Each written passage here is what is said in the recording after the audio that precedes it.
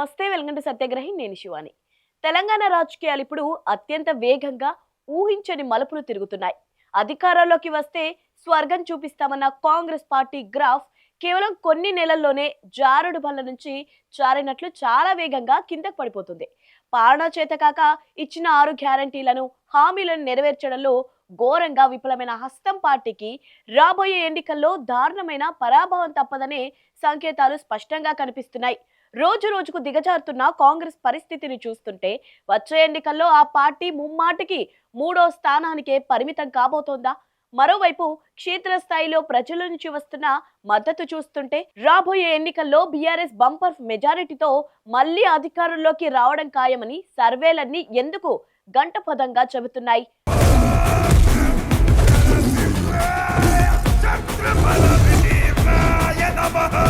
BRS government వచ్చేది ఖాయం. మొట్టమొదటి రోజుల్నే ఈ ఐటాంటోని ఎత్తి అవతల వరేస్తామని చెప్పి మనం చేస్తా ఉన్నాం. రేవంత్ రెడ్డి పాలన ఎక్కడ విఫలమైంది? కేంద్రంలో మోదీ తెలంగాణకు చేసిన అన్యాయం ఏంటి? ఈ ప్రత్యేక కథనంలో పూర్తిగా విశ్లేషిద్దాం. స్కిప్ చేయకుండా చివరి వరకు చూడండి. మొదటగా రాష్ట్ర మున్సిపల్ శాఖను తన చేతిలోనే పెట్టుకున్న ముఖ్యమంత్రి రేవంత్ రెడ్డి వైఫల్యాలు ఇప్పుడు హైదరాబాద్ ప్రజలకు శాపంగా మారాయి. గత బీఆర్ఎస్ ప్రభుత్వ హయాంలో కేటీఆర్ మున్సిపల్ మంత్రిగా ఉన్నప్పుడు ఎస్ఆర్డిపి పథకం కింద ఎంతో ప్రతిష్టాత్మకంగా నిర్మించిన ఫ్లైఓవర్లు, అండర్ పాస్లు, వరద కాలువలు, లింక్ రోడ్ల కనీస నిర్వహణ కూడా ప్రస్తుత కాంగ్రెస్ ప్రభుత్వానికి చేత కావడం లేదు. కనీసం వానాకాలం రాకముందు నిర్వహించాల్సిన సన్నద్ధత ప్రణాళికపై, డ్రైనేజీ పూడికతీత పనులపై రేవంత్ రెడ్డి ఒక్క సమీక్ష కూడా నిర్వహించలేదు. ఫలితంగా ఇప్పుడు భాగ్యనగరం చిన్న వానకే అతలాకుతలం అవుతోంది. నేడు హైదరాబాద్ ప్రజలు పడుతున్న వరద కష్టాలకు, ఆస్తి నష్టానికి ముమ్మాటికి రేవంత్ రెడ్డి బాధ్యుడంటూ నగర ప్రజలు తీవ్ర ఆగ్రహం వ్యక్తం చేస్తున్నారు. ఇదొక్కటే కాదు, హైడ్రా పేరుతో సాగిస్తున్న విధ్వంసం, కూల్చివేతలు ప్రజల్లో తీవ్ర భయాందోళనలు రేకెత్తిస్తున్నాయి. పేద మధ్యతరగతి ప్రజల ఇళ్లను కూల్చేస్తూ పెద్దల జోలికి వెళ్లడం లేదనే విమర్శలు మూటగట్టుకుంటున్నారు. దీనికి తోడు ప్రభుత్వ భూముల వేలం ముసుగులో తెర వెనుక భారీ అక్రమాలు జరుగుతున్నాయనే ఆరోపణలు వస్తున్నాయి. మరోవైపు తెలంగాణకు గుండెకాయ లాంటి సింగరేణి సంస్థల్లో కుంభకోణాలు రాజ్యమేలుతున్నాయి.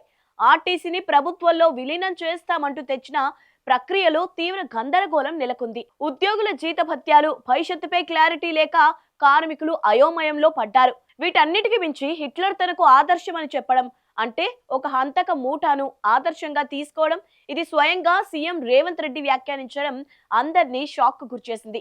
ఈ అప్రజాస్వామిక నియంతృత్వ వైఖరి చూశాక తెలంగాణ ప్రజలు వచ్చే 15-20 ఏళ్ల వరకు కాంగ్రెస్ పార్టీ వైపు చూసే ప్రసక్తే లేదని, ఆ పార్టీని పూర్తిగా మర్చిపోవాల్సిందేనని రాజకీయ మేధావులు విశ్లేషిస్తున్నారు. ఇక కేంద్రంలోని బీజేపీ విషయానికి వస్తే ప్రధాని నరేంద్ర మోదీ గత 12 ఏళ్ల పాలనలో తెలంగాణ రాష్ట్రానికి నయా పైసా న్యాయం కూడా చేయలేదన్నది విపక్షాల వాదన.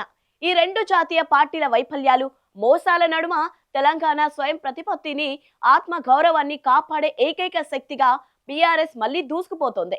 ప్రస్తుతం బీఆర్ఎస్ సంస్థాగతంగా బలోపేతం అవుతోంది. గ్రామాల నుంచి జిల్లాల వరకు పార్టీ శ్రేణుల్లో కొత్త ఉత్సాహం నెలకొంది. అంతేకాదు, గత 10 ఏళ్ల కేసీఆర్ సువర్ణ పాలనను, ప్రస్తుత కాంగ్రెస్ తుగ్లక్ పాలనను ప్రజలు పోల్చి చూసుకుంటున్నారు. రైతు బంధు రాక, ఉచిత విద్యుత్ సంక్రమంగా లేక, ఉద్యోగ నోటిఫికేషన్లు రాక జనం విసిగిపోయారు. అందుకే ఇప్పుడు క్షేత్రస్థాయిలో ప్రజల నుంచి బీఆర్ఎస్ పార్టీకి అపూర్వమైన ఆదరణ లభిస్తోంది.